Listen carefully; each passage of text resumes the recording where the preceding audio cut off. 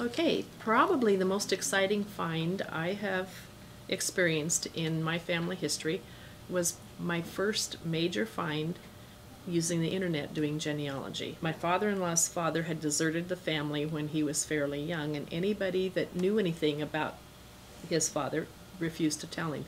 He had a name. He had the name of his grandfather, and that was about it. I think he had some addresses of where they were living at some point in his life, but one was Indiana, the grandfather was Tennessee.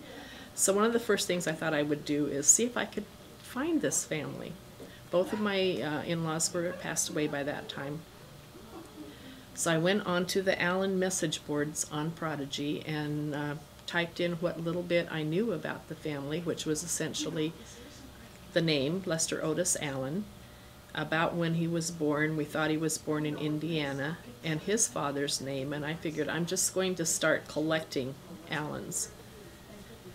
And before you know it, a fellow in Austin, Texas, whose name was Tom Allen, and whose wife coincidentally was an Alice Allen, sent a message back and said, I have your family. I have a book. It's the Allen, John and Amy Cox Allen and their descendants, something like that was the title of it.